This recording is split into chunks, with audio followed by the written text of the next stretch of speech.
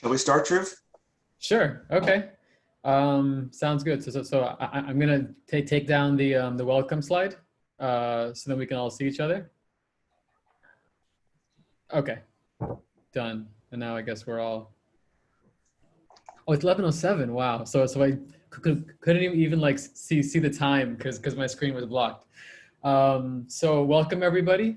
Thank you so much for coming today and sharing your time with us on a Saturday. Like Barry likes to say, and as he said in his keynote, this is kind of like not like an organization doing something for you guys. It's kind of like for us, by us. You know, it's as a community coming together. So again, welcome and thank you for being here. I just thought I'd kind of like share some ground rules, which I'll post in the chat really quickly. Just give me a second. They're kind of informally written, but have a look. You can read them yourself. If you have any questions, let me know.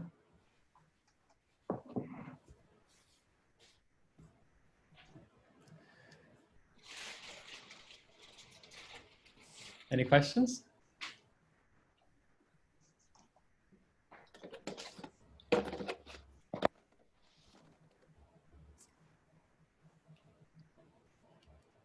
So if not, I just thought like what's always fun is to just allow everyone in the beginning to unmute and just say hi. So feel free to unmute yourself, say hello, say hi, and then we'll go back on mute. Hi. Hey, everybody. Hello. Hey, everyone. Hey, Good morning, everyone. it's good to see you all. Good. Thank you.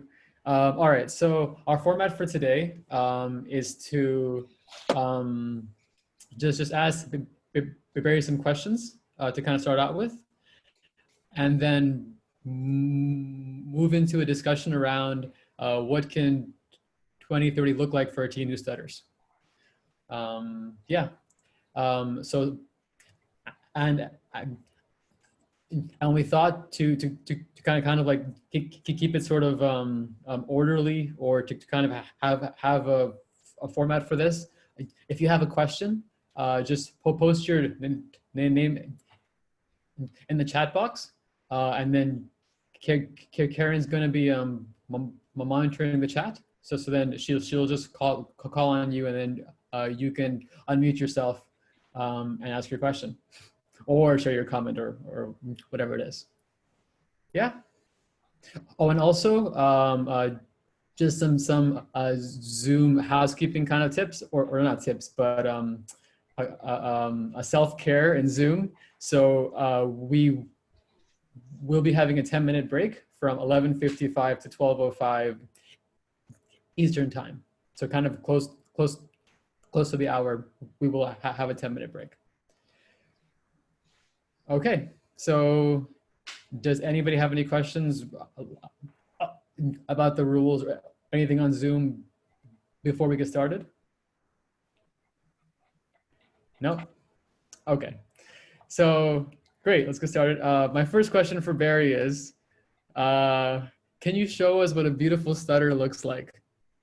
Oh my God.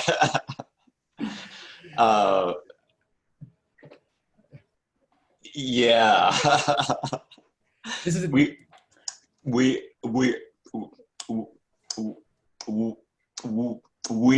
have not rehearsed this, and you've managed to trip my stutter with your first question.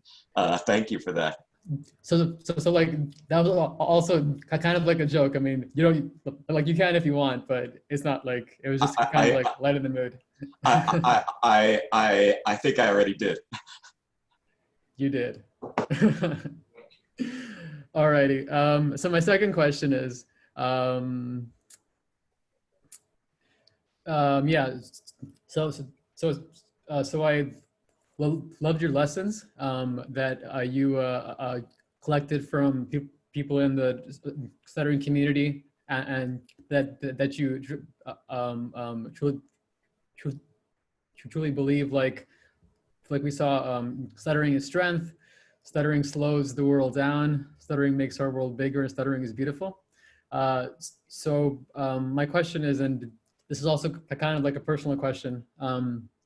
So if and when you feel the urge not to stutter or to hide your stutter, what do you do?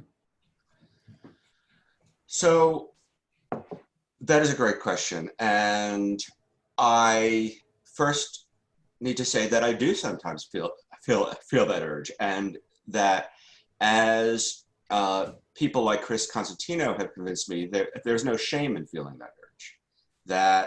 That the shame attached to stuttering it goes back very far in our lives. It was reinforced repeatedly by figures of authority in our lives, and that even those of us who are most, who have worked the hardest on self-acceptance, still find those moments where we want, at minimum, a get out of jail free card.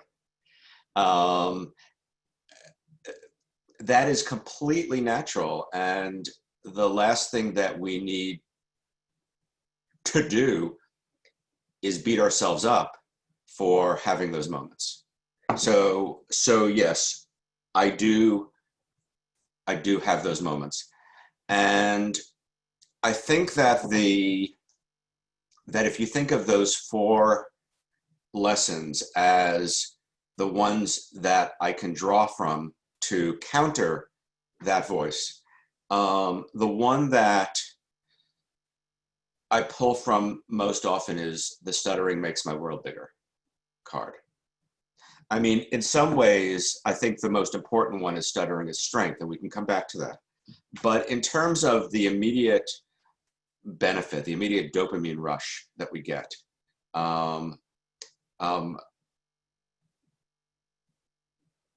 let me put it this way. One of the things I've said for a long time is that the only real riches we have are memory. That stuff, you can lose it in a fire. You know, it will wear out. You'll throw it away. But memory is the biggest and most important wealth we own. And what I've noticed during this pandemic is that I have time to revel in my memory. That normally we're so busy making new memories that we forget to enjoy the old ones. But here we are, not doing too much, mostly locked down. And so I think a lot about things I've done in the past, good things, the things that have made me happiest. And so many of them have involved stuttering. I wrote an essay that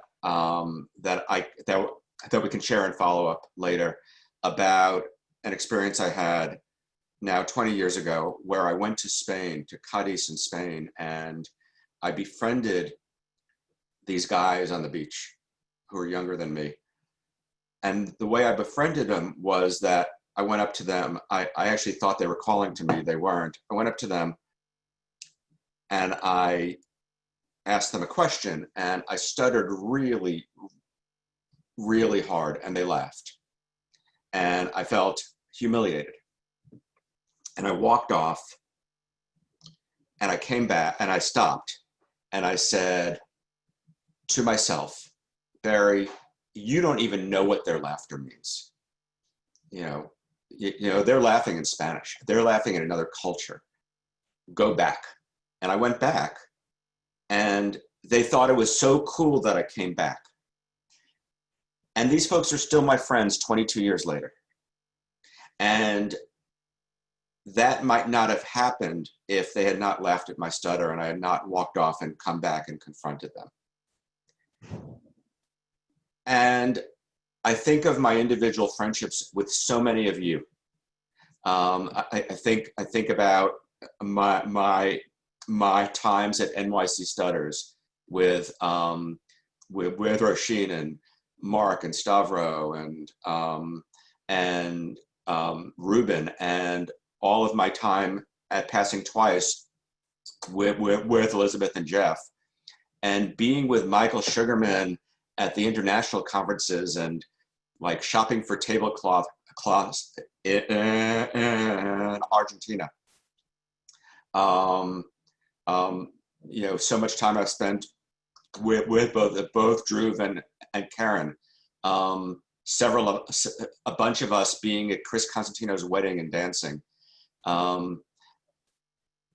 You know, that wonderful Zoom chat LJ and I had after the Friends convention, we had never met before. All of those memories, which are real things, they're real jewels, none of them would exist if I didn't stutter. And that is powerful. That is powerful treasure. And so when I am tempted to take that pink pill, which doesn't exist, I just have to like lay out all of the treasures in my life and say, which ones would be removed if I didn't stutter? And what would be added? And honestly, virtually nothing would be added, and so much would be taken away.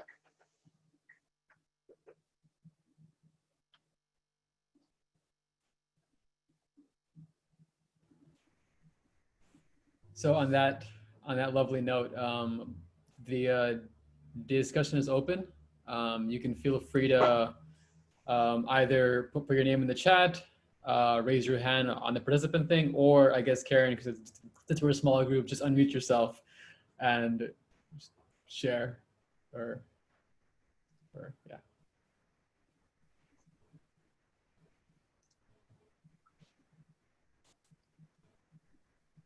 I guess we're all going home.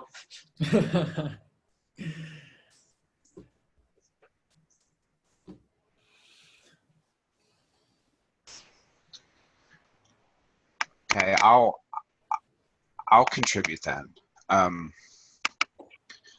In your experiences in the stuttering community over the last, what is it now, like 40 years? 30, but yeah. 30, I'm sorry.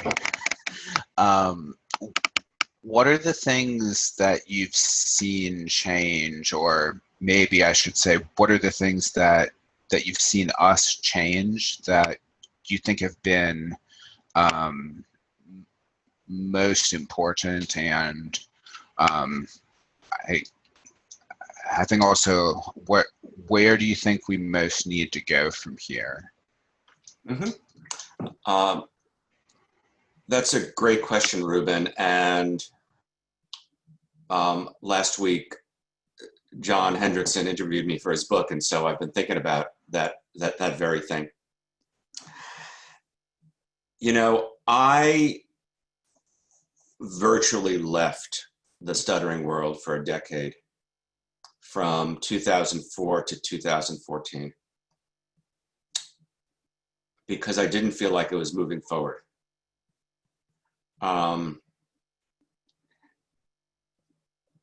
I didn't leave completely because I kept on going to the international conferences, and I consulted a little bit with Stutter Talk, and I kept a hand in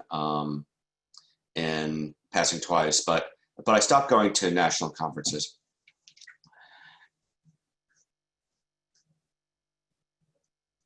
So I think it would be helpful to divide my experience in the stuttering world as pre-2004 and post-2014. and look at the ways we've grown, the ways that we grew over that gap.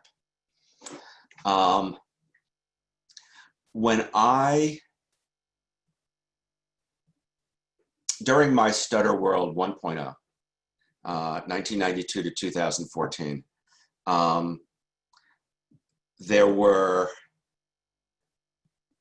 amazing people who I met every time I was in a room full of people who stuttered, who were bright and accomplished and good looking and kind and fun to be with, and who knew that they could live a successful life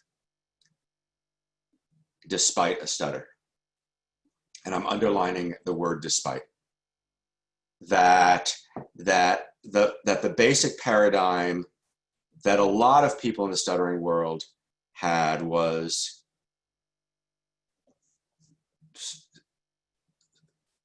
stuttering is a bad thing, but we can overcome it.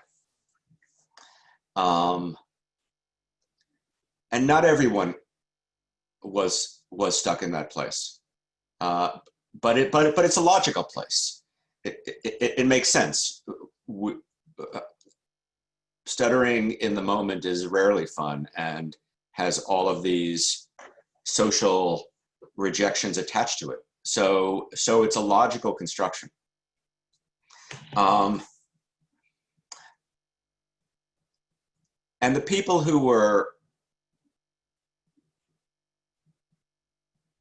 thinking beyond that, I would say, were largely people in the LGBTQ community and allies, because there were so many parallels between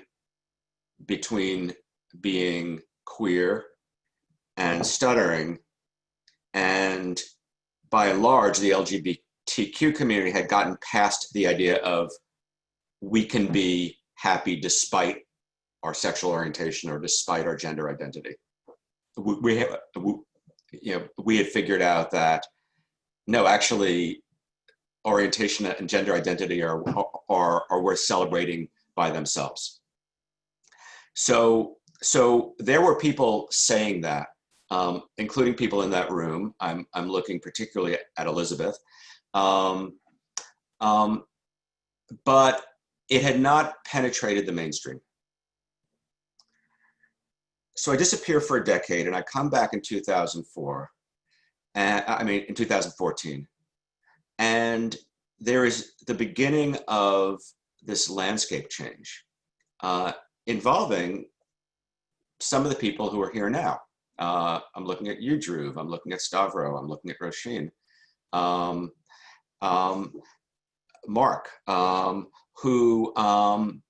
who were starting to do something that people like Michael Sugarman had been doing back in the 70s, which is looking at the ways that stuttering connects to other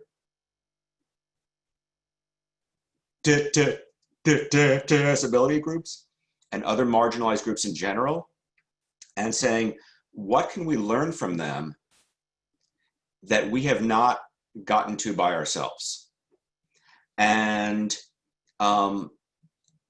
so when NYC Stutters had its first day-long conference in 2016, and I remember this moment where Beth Bienvenue talked about deaf gain. There is a notion in the deaf community that maybe you shouldn't talk about hearing loss, you should talk about deaf gain, because there are things that people get when they are deaf that they would not have if they are hearing. And some of those are about the mechanics of being deaf and the ways that you take on other talents, just like people who are autistic take on the talents of, for example, detail orientation or focus. But also that the deaf community has come together and built a culture. It has a university with a deaf president. It has theater companies. It has music troops that use sign. And Taro has been helping build a theater culture now in the stuttering community. And so what I found when I came back is that there's this much more robust conversation about how stuttering is not just something to overcome, but is actually a good thing that enriches our lives. And that is really exciting to me. And when I look at the stammering anthology that was published out of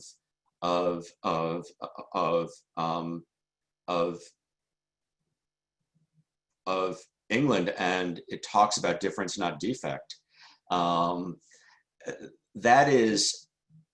That represents this big step forward. And so I listed these four principles, these four positives about stuttering. None of them are from me again. All of them are from the conversations that have been evolving over the last 6 years or so that have really changed how many of us think of stuttering. Now, I do think that in the stuttering community, there is still a dominant idea that we can succeed despite. And so that is one place where I really want to see us move forward. We are not there yet, all of us, but some of us are there. And because some of us are there, we can reach our hands out and pull other people with us. And I see it particularly among young people who stutter, that they get that. They've grown up in stuttering community. That is an amazing thing to hit, third grade and to be able to be in a room full of people who stutter. That is fundamentally changing. And so I am so excited about what they will do for the teens of 2030, having grown up in a world that the adults in this room, and especially any adult over 40, has not experienced. The last thing I want to say, Ruben, and answer your question, is that I think that the next step is to develop more of a political infrastructure. So much of what has happened for groups on what I'll call the margin, so disability groups, sexual minorities, racial minorities, has been because they organize politically. And nothing is given to any of us. We take it. We drive change into the system. And I think that as we come to reconceptualize stuttering as a positive, we can come together from a position of strength and say, what do we want from the legal system, from the political system, from the culture that we're not getting, and how do we get it?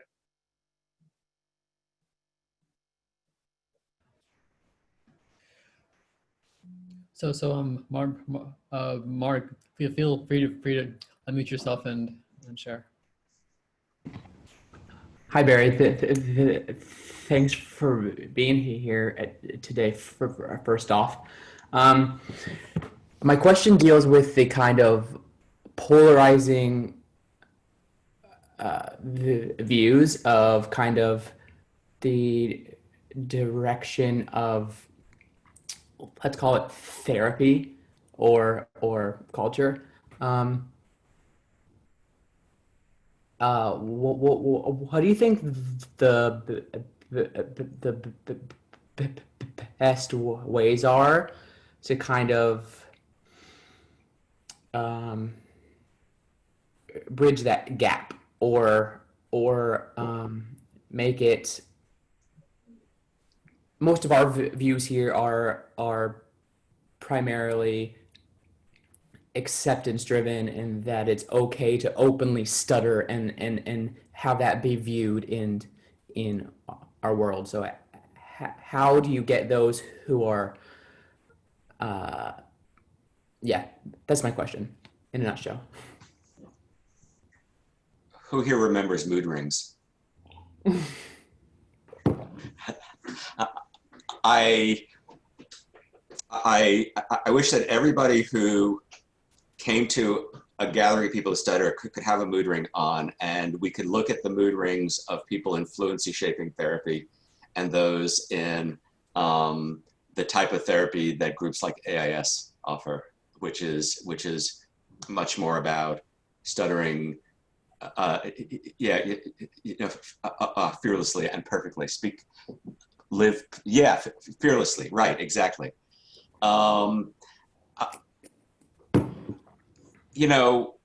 Stuttering is the stuttering therapy world is data driven, and what I would like to assume is that the reason that more and more speech therapists are thinking about fearless, easy stuttering rather than fluency is because they know it works in terms of giving people better lives. And I do think some of this is going to happen in the world of data and academia, where we start measuring the right things, not just how someone talks, but how they feel, how successful they are, what stress hormones they carry around. But I also feel like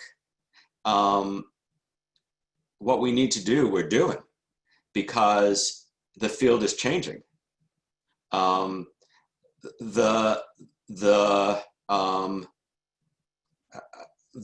stutter better model did not exist when I was a kid.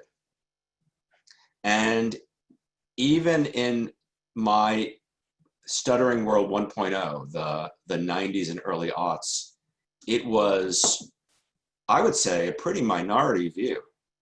It was the challenger view. It was the upstart view. Whereas I would say now it is living co-equally with fluency shaping as a mainstream view. And that's really heartening to me. They say they say living well is the best revenge. And it is my hope that as we continue to have conversations among ourselves as people who stutter, with the professional community, and the professional community with the professional community, that that the results of this new way of thinking about speech therapy start to become clear, and reinforced with data, of course. But it feels like things are moving in the right direction there. So, Carrie wanted to say something, and then we can go to Jeremiah and Liz.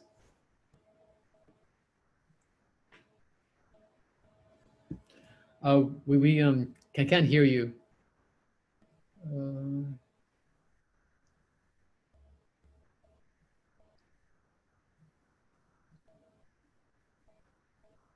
Okay. You can feel free to like call in if you want, or you can type your question in the chat as well, and we can just read it. Jeremiah. Okay. Hi. Hi. Barry, thank you for taking the time to talk to us here. And and I'd like to follow up on Mark's question because I was planning on asking a very similar one.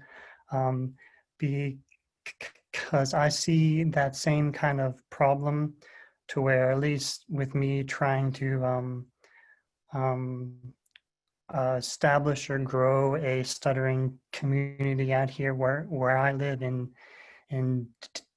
Denver, Colorado,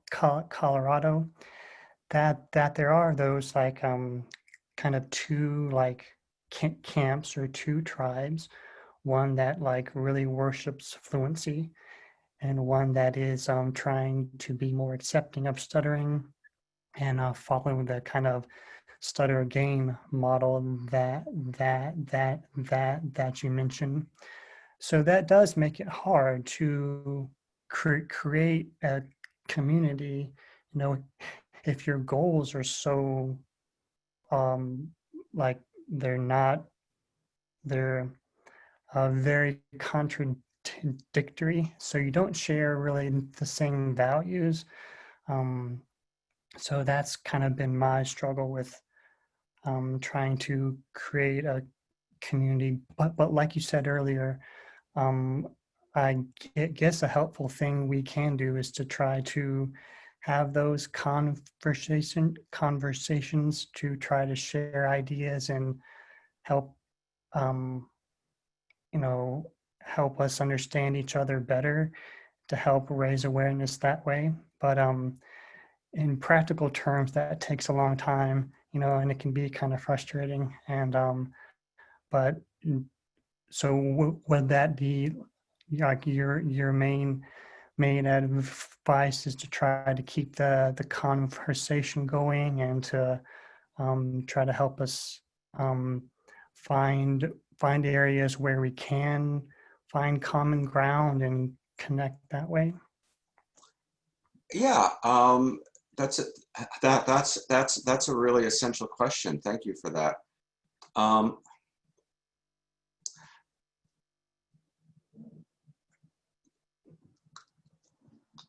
Community happens at different levels, right? There is your family, there is your neighborhood, there's your city. And so for me, I like living in a big world, but sometimes I need my small world too. I'm making all these hand gestures that you can't see, sorry. Big world, small world.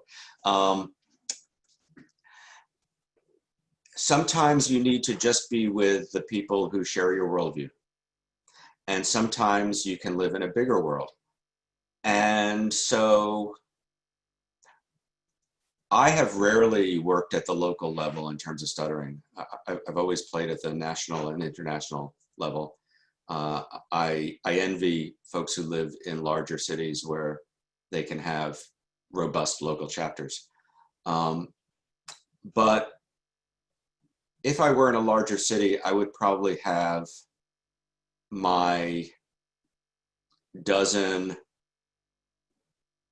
besties who share my view of stuttering, who are in the same place as me, and who I can gather with and strengthen with, fortify with. And being fortified, then I can go into the bigger stuttering world and witness, you know, and just live my life with integrity and have people see and have the conversations.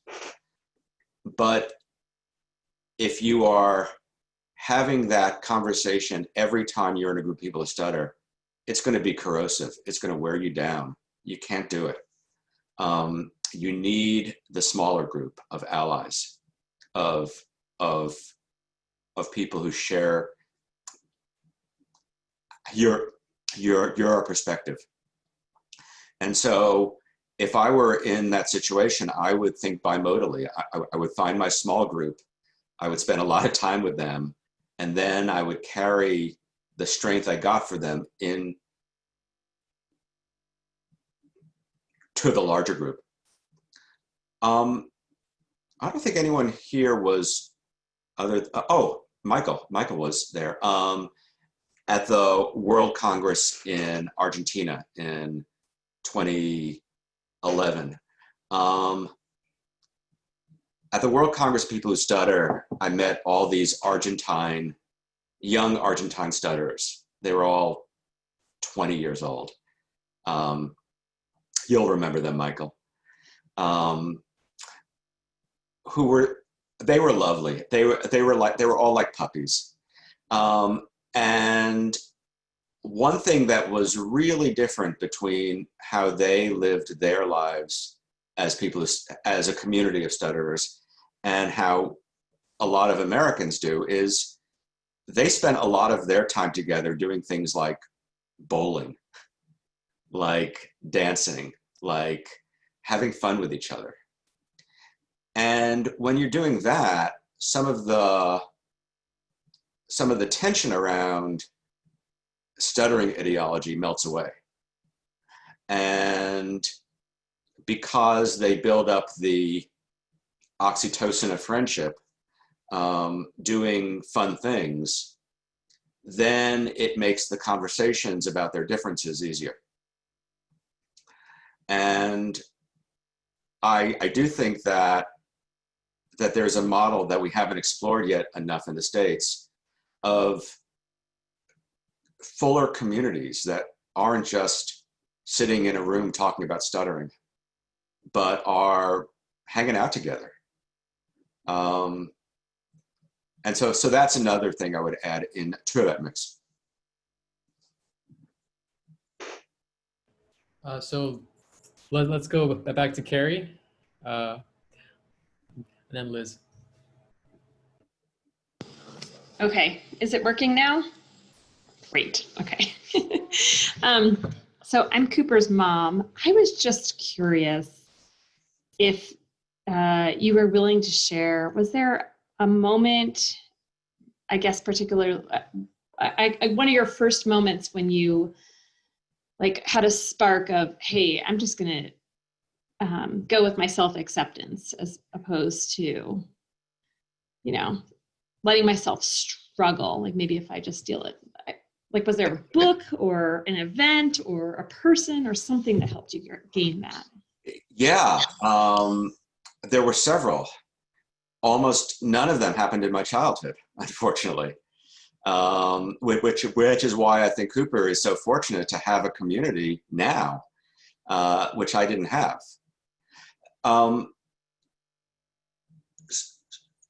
So let me offer two moments. One is when I was in my 20s, and I was working at a newspaper, and I had mentioned to my editor that someone I met at a party had suggested I write something about my stutter. I had never been to a self-help group. I had never been to a conference. I didn't really know anyone else who stuttered. But I kind of floated this idea that maybe I should write something. And then the idea disappeared. And then somebody who was supposed to write something for the back page of our newspaper dropped out 3 days before the deadline. And my editor came to me and said, "We have an empty space. Could you write that column about stuttering?" I was like, oh God, okay, I have 3 days. And I just wrote it. And I published it. And the next week was amazing because I had come out. I had self-disclosed before 50,000 readers. And just that kind of publicness changed everything. I got letters. I got some letters from people who stutter, which was nice. But I also got letters from people who had other physical differences, who appreciated it so much because they had shame around whatever physical differences they had. I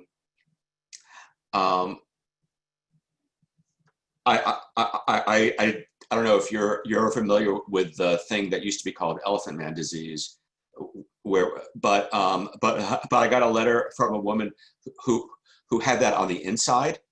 So she was having growths on the inside that were very uncomfortable, and she had a lot of shame around it, and she wrote to me.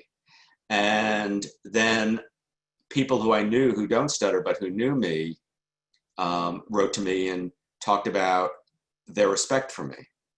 It was kind of like being at your own funeral, right?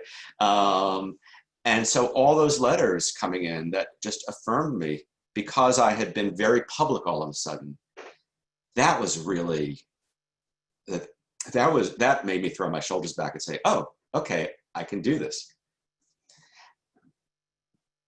And then the one that followed shortly after that was going to my first conference. And I think I told this story during the keynote, but the moment at that first conference that I remember so vividly was going out to dinner at a Mexican restaurant. Or a Salvadoran restaurant, I'm sorry.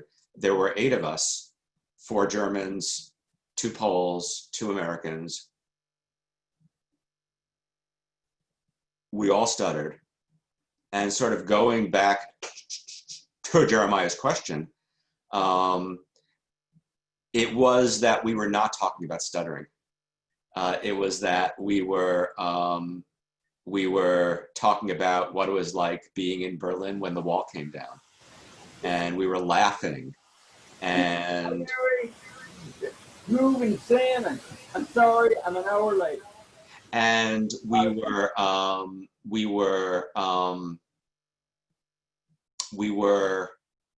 helping translate for each other, and we were just enjoying each other's company. And there is something about just hanging out and having fun with other people who stutter that is really transformational. Thank you for the question.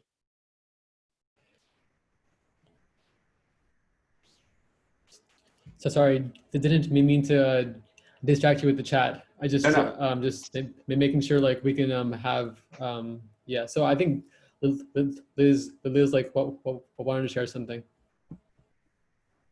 Hi everyone.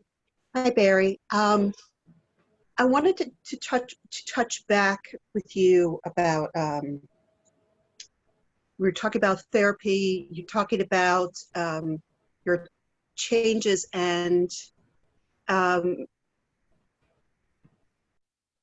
to remember what you were saying about the speech language therapy. I think that what I'd like for you to touch upon is transformation, because so much of what I hear you talking about is the transformation that we have when we come together. And when we talk about therapy in the stuttering world, it always is a referral to speech language therapy as the therapy to do. And you talked about the connection of just doing things with others that's not around speech or therapy and whatnot. But what's interesting to me, because I'm now a social worker, and 2 of the folks that are here is Michael Sugarman, who's a social worker, and Jeff Shames, who is a social worker. We're therapists, and we're mental health therapists. And one of the things that we talk about all the time is not that our stuttering is not the issue. The issue is dealing with an audience that doesn't open themselves, and that a lot of times what we are dealing with is a panic reaction to others and not our stutter. And that gets very confused about what we're actually dealing with. And I'm not saying that we don't deal with our stuttering and that SLPs, SLPs are amazing and the work is amazing, but there's the other therapy, there's the other transformation. And so, because I think that's a really key part of mindfulness, of getting back to ourselves, in terms of being whole, of our own transformation. And I find that in some of the stuttering organizations,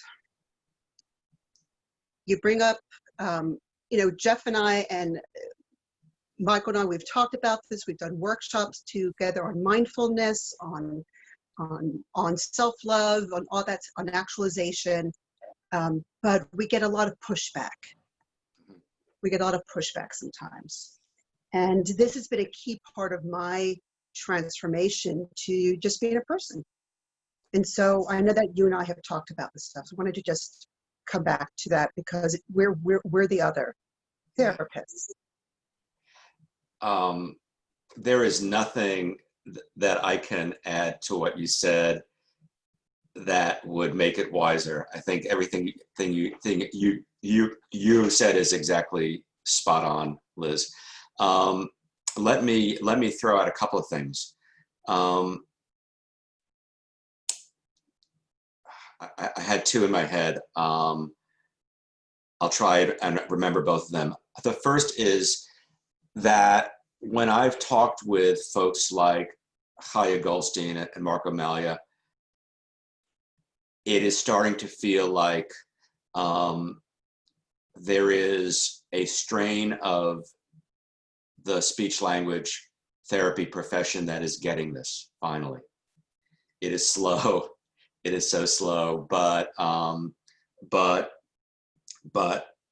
I've talked with both Chaya and Mark at some length. They're both at AIS, and they really think deeply about the whole person, and that feels really hopeful to me. The second thing I want to say is that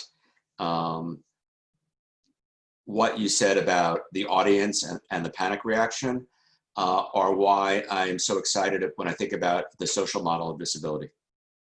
Jerome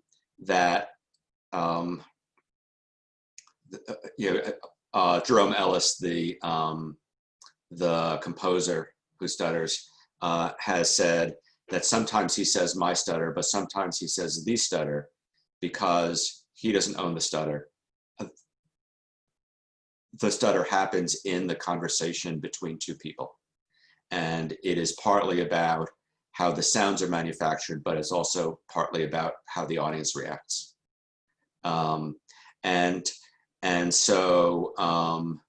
So having that social model sort of embedded at the top of my mind when I think about stuttering all the time, that this is not about silences and spasms and the sound of struggle and repeated words or sounds. This is about relationship.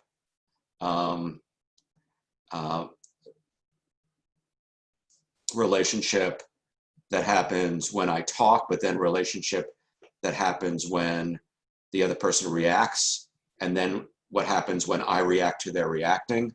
That helps me rethink stuttering not as something that happens in some isolated way in the manufacture of sounds, but rather as something that impacts my whole person and impacts your whole person when you listen to me. So yeah, right on. So speaking of whole person, so we'll take a 10-minute break now to kind of take care of our whole person. And we can come back here at 12:05 Eastern. So basically in like 9 minutes. Thank you, Drew. Okay, thanks.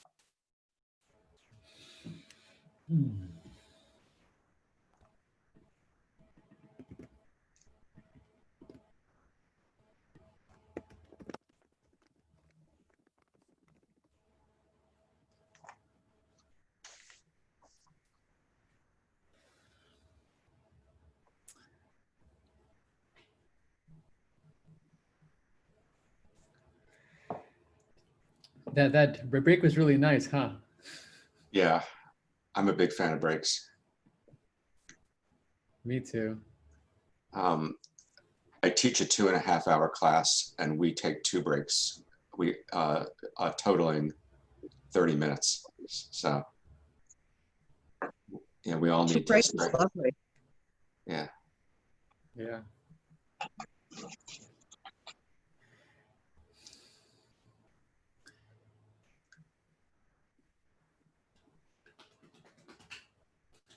Ooh, NS18's background. Hey, Pam. Sorry.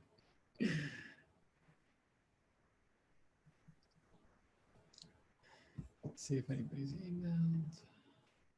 Alrighty, well, I guess people will join. It is 12:06. Yeah. I think that Ruben was next, and then we can sort of go from there. Okay. I wanted to respond a little to the discussion about the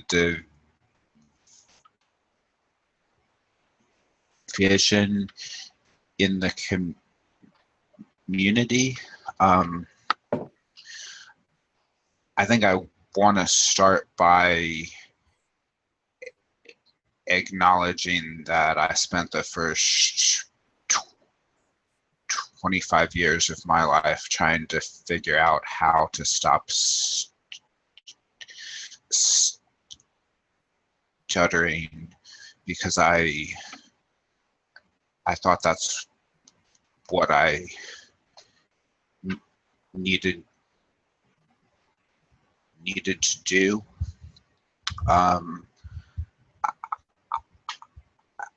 I feel like we're in a very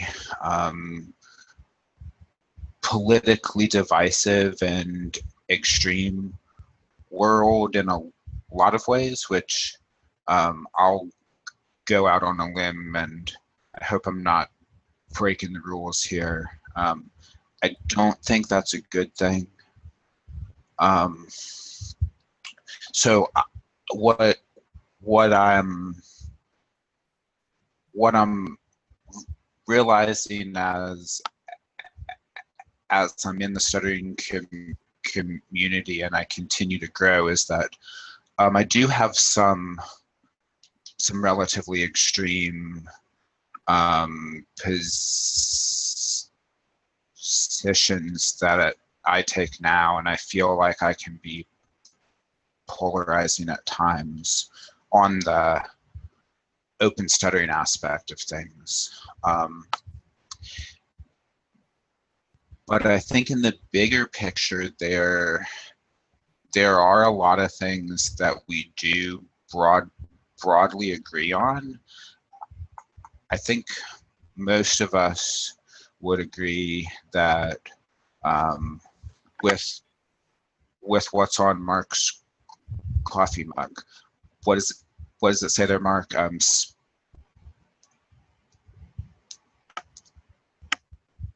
Hold it closer. Yeah. I'm just stuck in a block.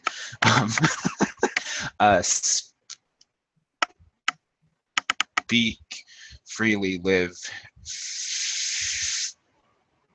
fearlessly. I think that's what everybody wants to do, and everybody wants to not be struggling to live their life. And I think that some people are in a different, or I guess I'm gonna break the rule here. We're all in a different place on what that means in our journey, and I think that needs to be okay, and that there are broad ideas that we agree on. So I wanted to throw that out there. I agree with you, Ruben.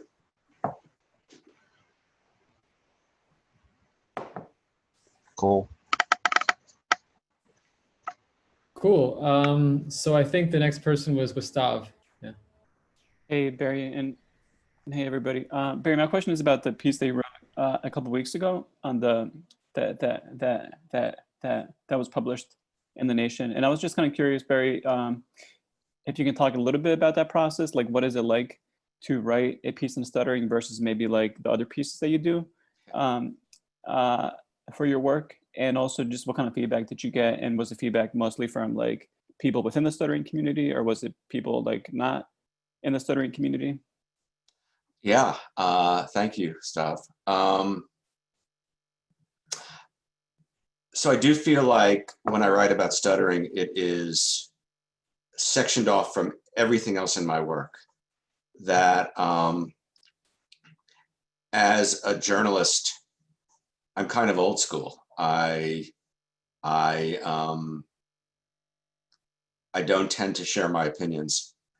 I mean, I'm aware of my bias and I am transparent about it. And I know that I write from a point of view, but I generally think of what I do most of the time as like pure journalism, where I interview everybody. I offer all sides. But I've given myself a pass on that when I write about stuttering. That even more than other identities that I have. And so after Braden's speech, after Braden Harrington talked with the Democratic Convention, I felt like I had to write something. I knew that. Because I had been thinking for a long time, you know, really ever since John Hendrickson wrote his very smart and insightful profile of Joe Biden as a person who stutters, I knew there was something else that needed to be said, which was about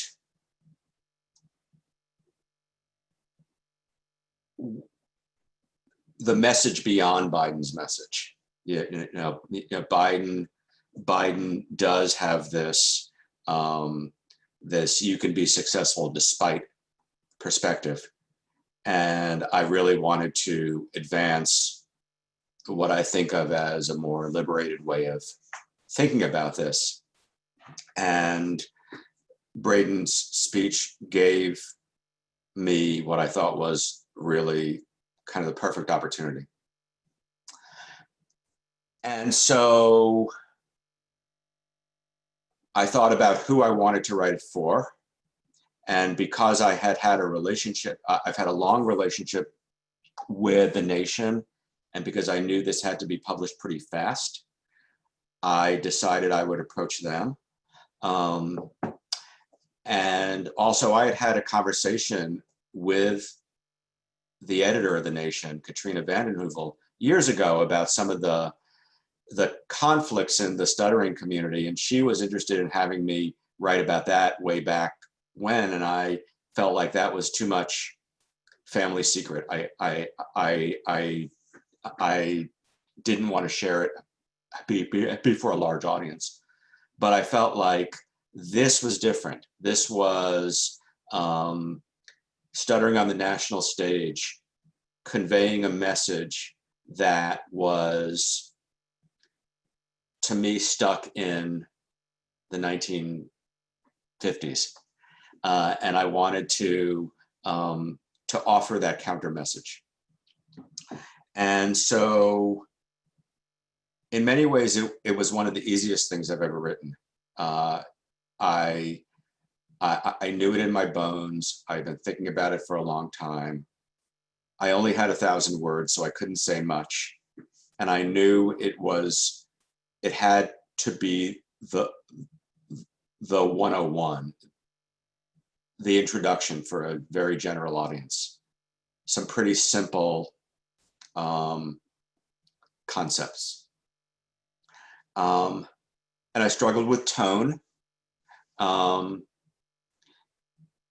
think there was an earlier version in my head that was more harsh on Biden, but the truth is that I think that Biden comes by his feelings and his experiences honestly, and he doesn't need to be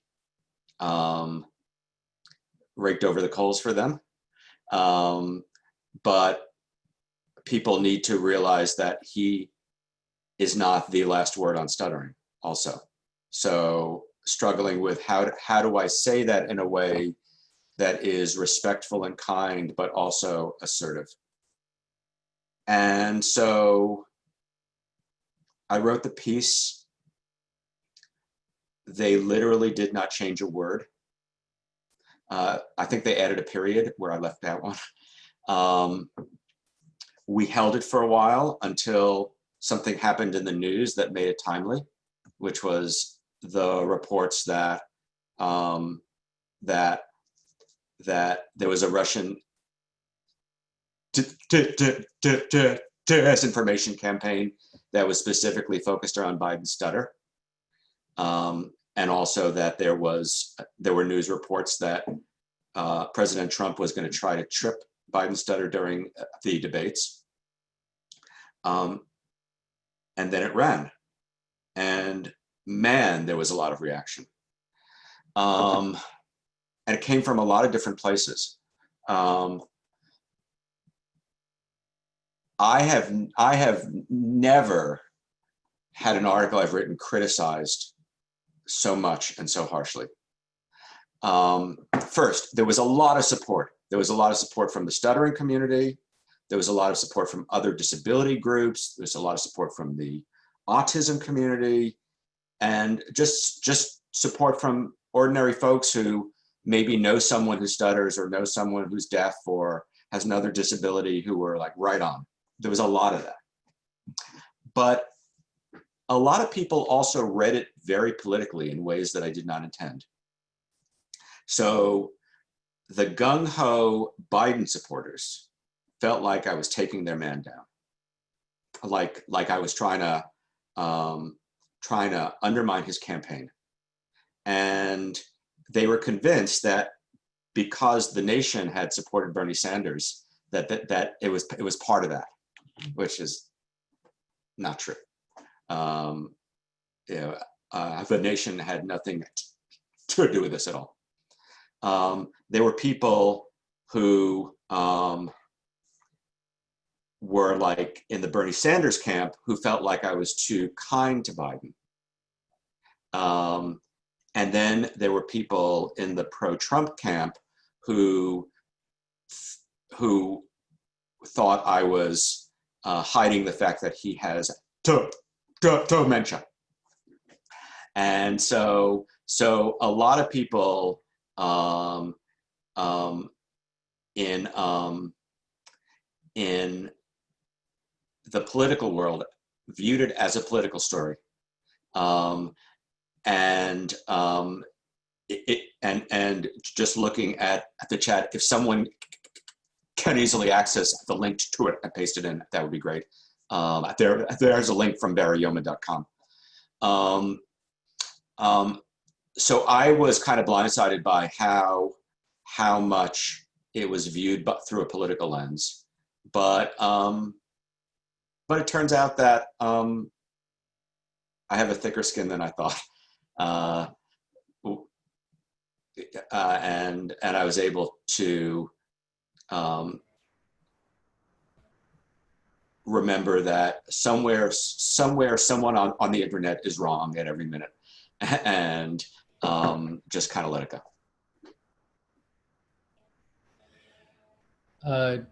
So I think that Roisin was next, but I don't see her. Is she still on the call? She posted a note that she had to run. Okay.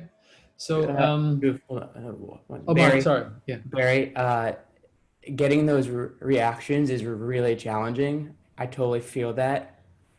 Thank you so much for burdening that, because sometimes it is a burden to feel that. Also know that the traction that article gained is absolutely incredible. So, Mark, thank you.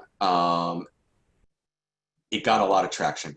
It, it, it, it got way more traction than some of these investigative projects that I've spent a year on.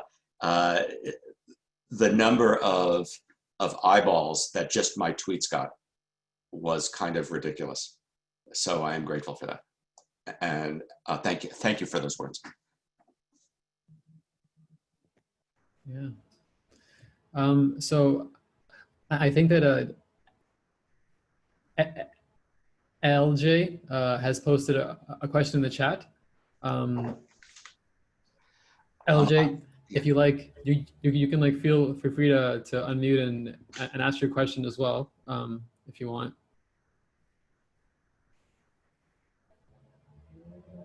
You are muted. We can't hear you. How about now? Good. Okay, cool. I'm called in through my phone, so my app like crashed. Yeah, the question that I had was just related to the opposing camps question that Mark brought up. But I wanted to know, what should we do about figures that appear to promote either misinformation or unproven treatments on stuttering? Because for the most part, I feel like these figures are not SLPs or they don't have the data to back up their information.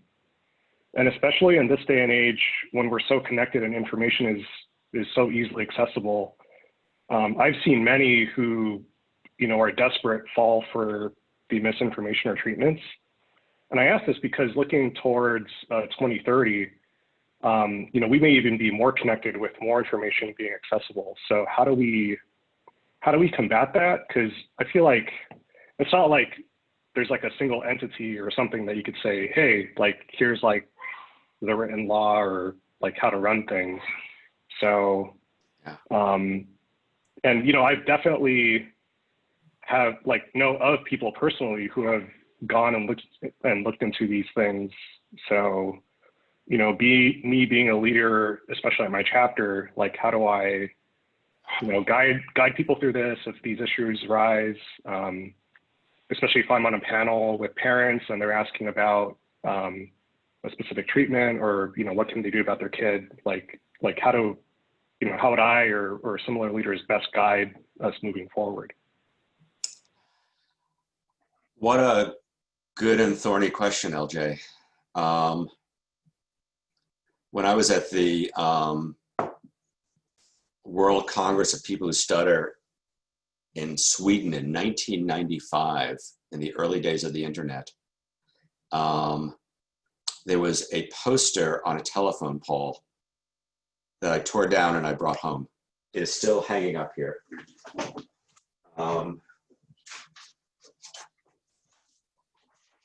It's in Swedish, so I will translate.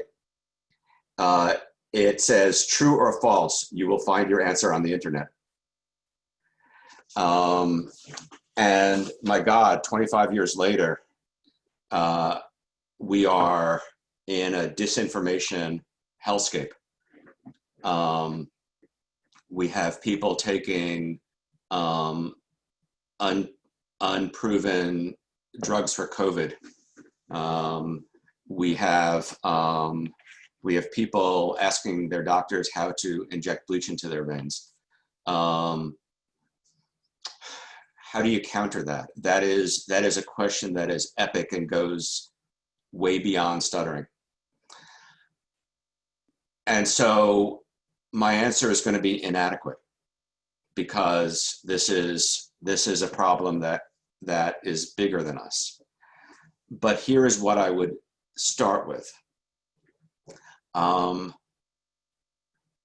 Community building is really essential. That people listen to those they trust.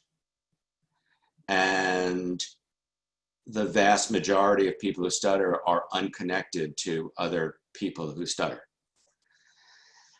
And so I do not think that the unconnected person who reads about a miracle treatment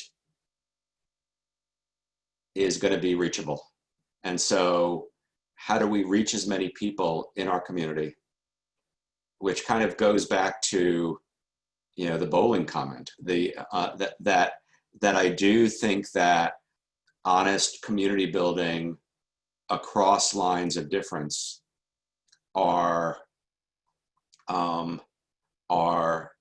is essential. And so thinking about what Ruben said about making sure that there is room in the community for people who have different perspectives on stuttering. You know, I wish I could wave a wand and have everybody feel good about their stutters, but I can't. And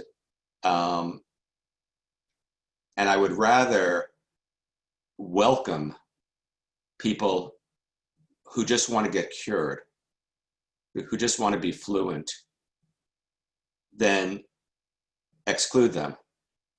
Because in the hierarchy of needs, I want to make sure that they don't spend $10,000 on a bogus treatment.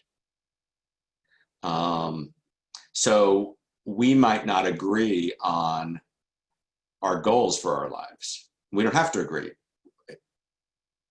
Their life is not my life. My life is not their life. But again, sort of thinking about the circles, if and this is going back to the question Jeremiah asked, if I could have my circle of closest allies who fortify me, and then I could bring that strength into a larger stuttering community, and I can expand that community, then it's my hope that that in the personal relationship building, that people will hear me better when I say, no, that is an unproven therapy. No, that could harm you. No, that will take $10,000 out of your life savings and not do anything. It is only, I think, through the personal relationship building that we're going to accomplish that. And also what I said about political organizing. We are a politically unorganized community. You know, I have appreciated all of the work that Pam Mertz, who's here now, has done in terms of employment in particular. And I want to get to a point where, and you know, Pam's heard me say this, where any employer who thinks about discriminating against a person who stutters knows that they better not, because we have such fierce legal muscle that we will get them shut down. And likewise, I would like us to get to a point politically where any huckster who's peddling some false cure will not, because they know we have enough legal muscle and political muscle to get them shut down. This is long-term work, and it's essential work.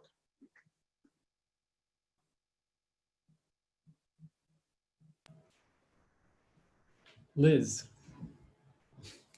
Thanks again. Barry, I have a tactical question for you about this upcoming week. So you and I were at the NSA when Joe Biden spoke the first time. And I will tell you, he was amazing. I mean, he walks through the group, he knows how to talk, he's a politician, and yet we left kind of going, you know, that's that we're in a different place. But also, I admire the growth that he's had. And then I was there at the NSA when he spoke again after the King speech came out and after he was the vice president, and he had transformed. He had openly transformed. He and I are in different places, but for him, he came out to a different place and he spoke from himself. And that was amazing to watch someone on the public stage transform in front of us. And I think it's a very intimate thing. Maybe there are 800 of us, 800 intimate, that we were able to watch that, to look at the differences. And he's going to be in a worldwide debate this week. And I found that in the past debates, a few things happened to me as a stutterer that I would like your guidance. What are some of the best tools to deal with in the public way? And so I got a lot of feedback from folks sending me things about his stuttering. And so I always think that's a positive thing because I'm open about my stutter and folks are thinking of me and they're learning. But I also find that I went on Twitter quite a bit and I would follow big writers and names of politicians. And when folks would try to denigrate him, that he wasn't thinking well or that he was slowing down, that I would say that's his stutter. You don't understand his stutter. And so I think that we are in an unprecedented time, regardless of where your politics are.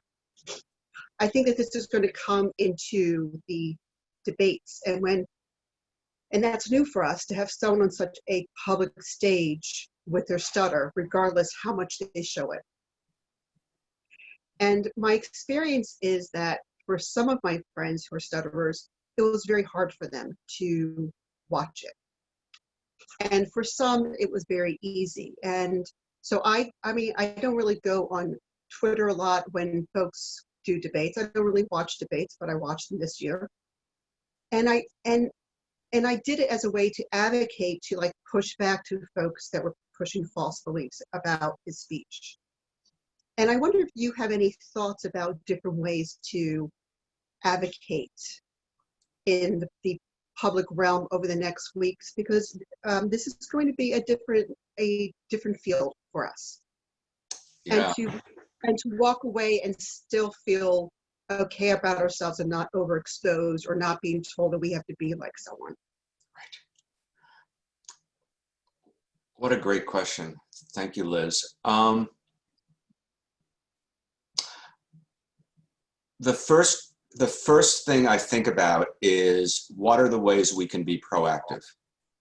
How can we get ahead of the debates?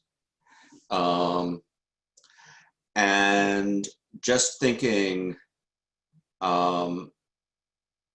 tactically, I might ask myself, who has the most audience? Who among the journalists and the pundits has the most audience who has said things about Biden's stutter that A, are wrong in fact or nuance, and B, they seem like they might be open to persuasion. So I might, for example, look at everybody who wrote about Biden's stutter after the DNC and say, okay, here are the folks who said things that we don't have to worry about because they were basically right on. Here are the folks who are so ideological and venal that they're beyond hope. But then here's this middle of people who are well-intended, who think they know what they know, but they don't, and maybe are persuadable.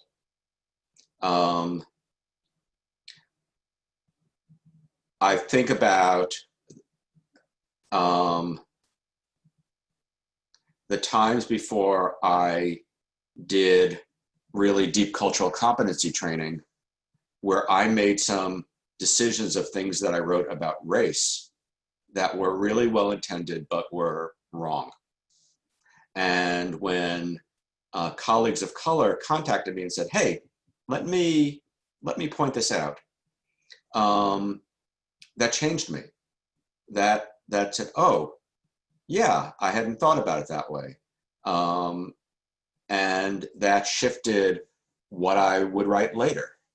I think likewise, if we identify those public figures who are open-hearted but misinformed, and contact them before the debates and say, hey, I've been involved in the stuttering community for X number of years. I run this chapter, or I have this leadership role, or whatever. um, you know, read what you wrote about Biden in August. Here's some things I think you should know before the debates about stuttering. I think you might be surprised at how far that goes. When the New York Times wrote that piece about stuttering right after Braden's speech and said that it wasn't genetic, they changed the wording after that because some people in the stuttering community wrote to the Times. Even in its revised form, that article wasn't all we wanted. It still had nuances that many of us didn't like, but at least it was factually corrected. So yeah, I think that's where I would start.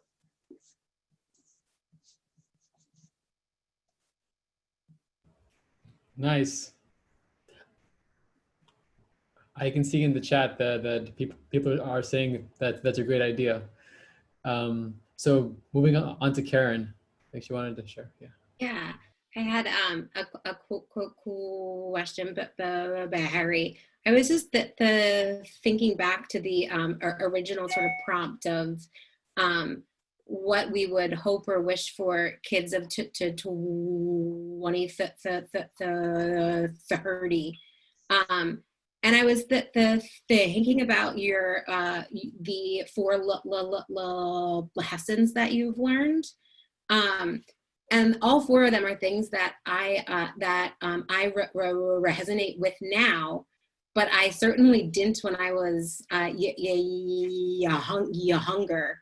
And I feel like not only is it the story that I've had, but it's a story that I think a lot of my friends who stutter have had, where they're sort of on this path to be fluent. They try all these things. They feel like they failed, having a really hard time with stuttering, sort of before being able to find the acceptance piece, or even moving beyond that and feeling like stuttering can actually be a beautiful thing, and that we can learn from and grow from. So my question is, if we're thinking about kids who maybe aren't in the place that we're in now, is there, I don't know, is there anything that we can do so they don't have to struggle or feel sort of the same pain that I felt? Or is that just sort of the way it goes? Like you have to sort of go through that before you can come out through the other side? Yeah, $1 million question.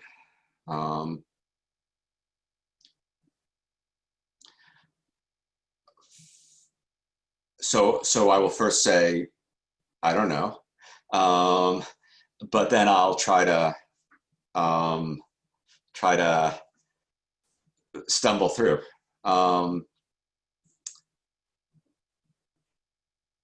I think first and foremost is community, right? And we are now all adults in the room, and so all of us, or I should say everybody whose screen I can actually see is an adult. Everyone whose camera is on. We all went through a disadvantage that at least kids who are connected to friends don't have to suffer, which is isolation. I think community goes so far. I think that we are like, the monkeys in those isolation experiments who were given like a doll made of metal, rather than a doll made of cloth. And so that fundamentally traumatized us all. And we had to, every one of us had to move beyond that trauma. And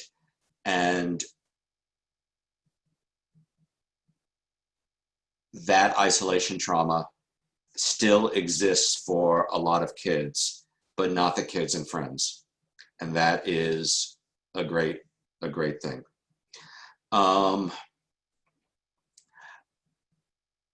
I think that folks who know more about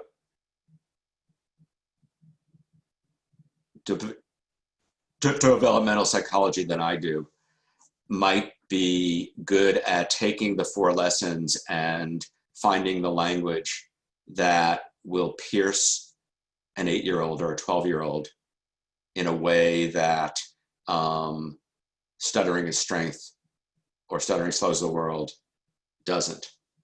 And I would really invite a conversation with allies who know about language and child development to find the language that can short circuit some of it. And some of it they'll have to go through. And my hope is that they can go through it with less isolation and therefore less trauma, and therefore getting through it will be less difficult. But my God, there is always the playground, right? There is always the bullies at the bus stop, the impatient teacher, the substitute teacher, the gym coach, who might be well-intended or might not be well-intended, and who are going to say traumatizing things. So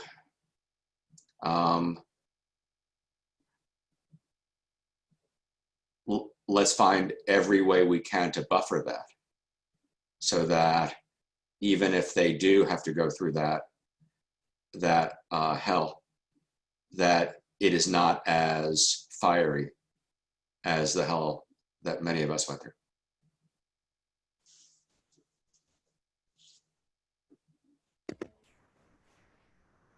So feel free to unmute and share now, because there's like no lineup.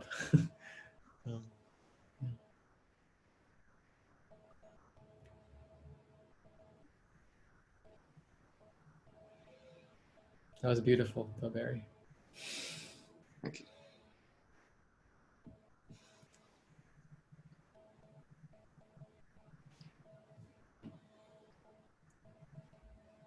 Mark, I can't tell if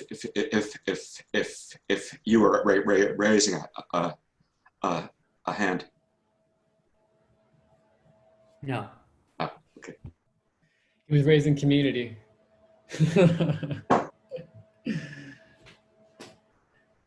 But I will. Thank you, Barry. Thank you just for sharing your wisdom and experience. It's always just really inspiring to hear your words and how they're rooted as well. Like, they're not just words that you've heard, but they're words that you've experienced through years of doing this and years of questions and answers.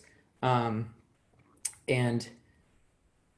I know I'm personally excited and inspired to take this information and just spread it for everyone who needs to hear it, and even people who don't need to hear it. I think that's important too, to spread it to people who we feel are the confident people, the people who are out there doing this work. I think it's also important to remember that, as we all know, that stuttering journey isn't a linear one, but it's not a checklist. It's a ongoing notes page. Right. It is. Mark, thank you. Um, um, um,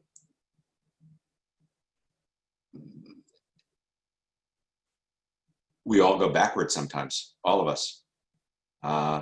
And so it is forward and back. And so, Is it backwards though?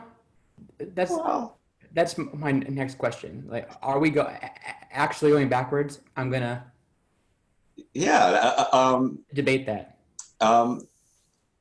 great question. So it feels backward, but maybe it is the retreat that gives you the momentum to leapfrog over to the next level. Maybe when you hit an unexpected pocket of shame and you work through it, you end up like 10 steps ahead as a result. Right. So maybe not. Is it more like, this just came to me, but like drafting in car racing, where they purposefully go behind and then to shoot out? Yeah. I don't know. That feels like an analogy that works in this conversation in some way. So I think it does work, and I'll give another analogy. I've been thinking about this a lot in terms of other types of self-care issues, which is that I feel like I and a lot of people I know, like, we want to drive from here, and I'll qualify this by saying I'm on the East Coast, here to California, and we want to get there as fast as possible. And because of that, we're not going to stop for gas. And you know what? You get to Ohio and you're stuck because you have no gas in your car. You got to stop for gas. You know, and maybe that gas station is 10 miles off the highway because you waited too long and there's no pull off to refuel. And so it feels like, damn it, I have to drive 10 miles out of my way. You know, well, sometimes you do, because I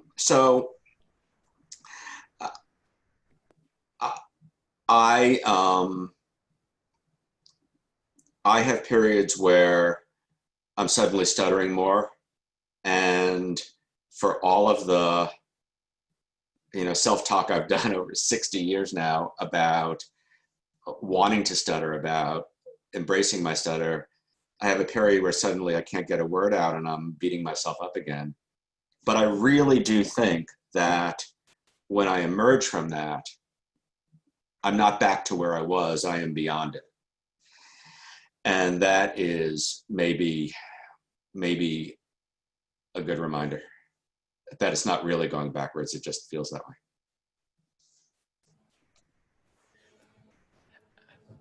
Jeff. Thank you, and thank you, Barry. This has been a great event. I was sitting here thinking, Barry, about when we first met and talking about growing up around the same time and thinking that we were broken and needed to be fixed. And we've come a long way since then. But I'm thinking about 2030. And yes, kids who stutter, teens then and now, have resources that we didn't have back then. On the other hand, I can't imagine growing up now and having social media to deal with. This is a really complicated equation. And the world we live in, I mean, it's, I just wanted to say, so there's more out there for young people who stutter, but it's still a tough time in different ways. Yeah, man. Social media can be such a cesspool, and it can be so toxic. Because the LGBTQ community has generally been more visible than the stuttering community, I think a lot about gay kids or trans kids and social media. And even the internet in general. And I teach, or I have taught high school kids writing, and I taught them from the 90s through 2019.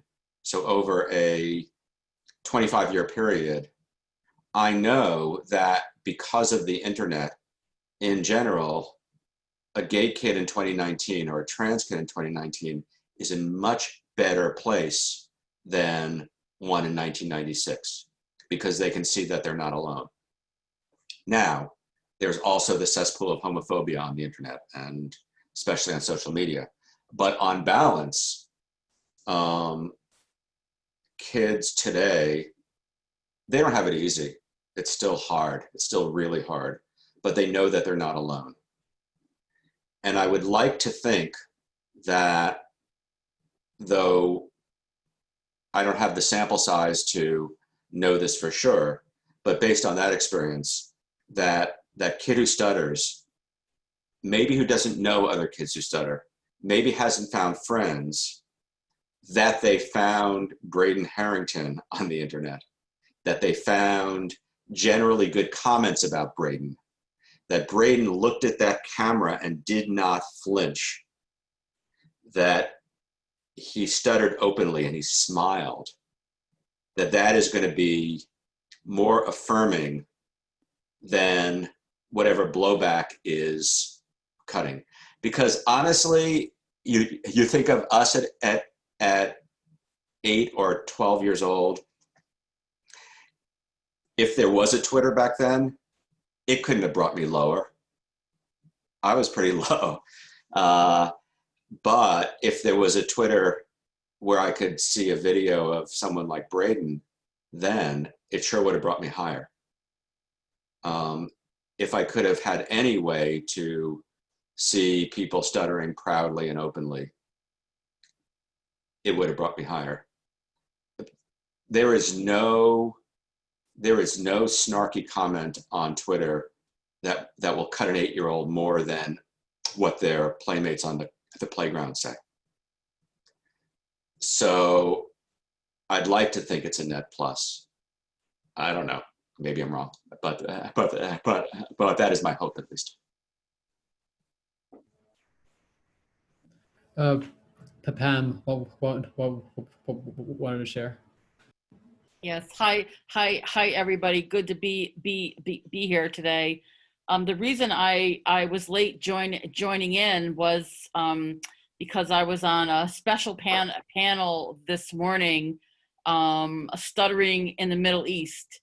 So I was on a panel with a woman who, very coincidentally, I had interviewed on my podcast 6 years ago, and did not know that she would be my co-panelist today. And she was from Abu Dhabi. So as I was listening here today and talking and hearing about community building, I think we would be remiss by not recognizing the strength of the global stuttering community. You know, I'm involved with another organization called 50 Million Voices. And so we have leaders from countries such as India and Ghana and Uganda and Ireland and England and Scotland, and you know, I could go on. I think there's like 22 of us that meet quite regularly, and I just want to emphasize the strength that comes from knowing that stuttering, even though it could be in a different language or accent, stuttering has so many commonalities for us all that directly lends to community. You know, so I think kids here today in 2020 and teenagers and kids who will be, you know, in 2030, I think are also going to benefit tremendously, knowing that a kid in Brazil or Peru or Saudi Arabia who stutters may have very similar feelings as you know, the kid here in the US does. And I just think that is so phenomenal that we're in a place right now to witness this happening, but also participate in it. And to me, that's really what community building is. Pam, I so agree with you. And even before I respond, I again want to say thank you for your tireless advocacy for all of us, particularly in workplaces. So thank you for that, and also especially on behalf of women who stutter, thank you for that. I think there is so much we can learn through cross-cultural and cross-national relationship building with other people who stutter. As I said, even during that 10-year period where I stepped away from the national stuttering movement, I stayed involved in the international movement for good reasons. One good reason is that there are countries, there are cultures where we have a lot to learn from. I think about India, I think about Japan in particular, where some of the things that many of us in this room have been advocating are seen as a given in those places. So that's the first thing. I remember when there was this whole debate about if NYC Stutter should be allowed to have some stutter only space, and there was conflict around it. Like in Japan, that's not even a question. It's like, of course. So that's the first thing. The other thing is, on the other end, we can see the places where stuttering is still way more stigmatized than it is here. And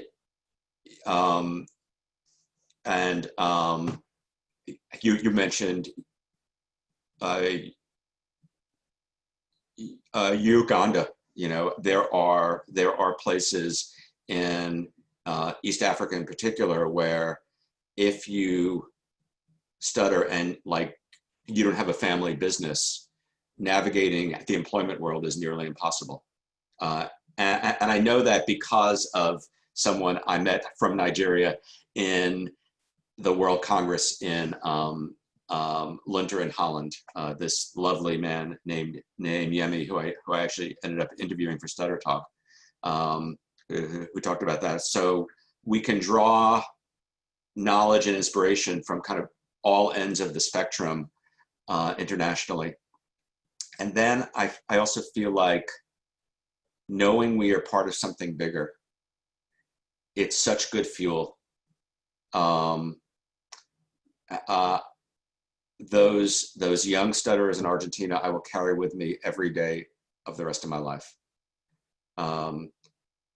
If you ever get to go to an international conference, a World Congress, go. It is the most inspiring thing ever.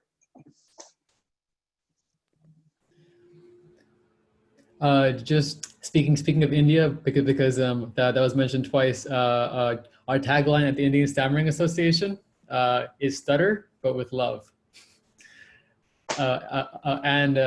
Speaking of national conferences, the Indian Stammering Association National Conference is actually happening online next week, and it's free, so feel free to join. So it is 1 o'clock, but is there anyone else who wants to share anything? just unmute and say hi or anything else? I'd like to just share next week also the International Stuttering Awareness Day online conference opens on October 1st and runs for 3 weeks right through October 22nd. And we have a smorgasbord of contributions this year from young and old, and we have written, audio, video. What comes to mind, we have a poem from a 10-year-old boy, and to just see that his poem is going to be, you know, seen on a world level. It's just really empowering to see that something like that, which has always been just for adults, you know, is opening up for children also. So I encourage you to check it out. There's submissions from across the globe. Thanks, Pam. Let me also say in terms of resources, right after Braden's speech, even before my Nation story ran, I compiled this very long Twitter thread of some of the most inspiring books, articles, podcasts, poems about stuttering by people who stutter. And I will send that to Dhruv, a link to that Twitter thread so that he can in turn share it with everybody else. Because there is so much cool stuff that has been produced recently that I wasn't even aware of until I started researching, that we should all swim in every day. Thank you all so much. This has nourished me. I've got just one thing to share too. So I know, like, even throughout this whole, or the last 2 hours, we talked about what we can do to bring the community together. So I and a couple of others, we've actually started this project called Stutter Block Party. And it's basically a place for others to come together online to play games and converse. We just had our second one last night, which was cool. We had about 100 people or so for the first 2 events, but it occurs every last Friday of the month, and it's basically put together for the community by the community. It's all volunteer based. You know, no one makes money off of it. It's just on our own time and our own resources. So if you haven't been to one, I highly encourage you, for all of you to check it out. If you went to the NSA conference back in July, they had an event called the Virtual Lounge. So it's pretty much run by the same people. It's just a separate thing now. So, but hopefully that helps, connect others from different sides or just different views of stuttering together, where they could just hang out and have fun. Thanks, LJ. Cool. So for final words.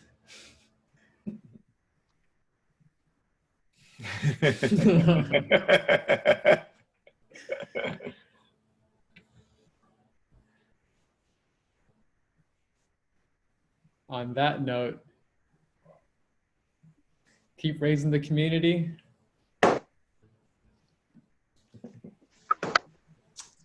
Thank you, Dhruv. Thank you, Karen, for facilitating this too. This has been wonderful. Thank you, Barry, so much for being here, and thank you everyone for joining. Hopefully we'll see you all next month at their next Friends community event. I believe Joel, who was the other Keynote at the Friends convention this year, is going to have a talk back as well. So hopefully we can continue some of this conversation then. All right, thank you all, and hopefully see you guys soon. Bye, everyone. I'll see you all. Have a good rest of your day. Yeah, take care. Bye, everybody. Bye, Marvin. Bye. Bye, everyone.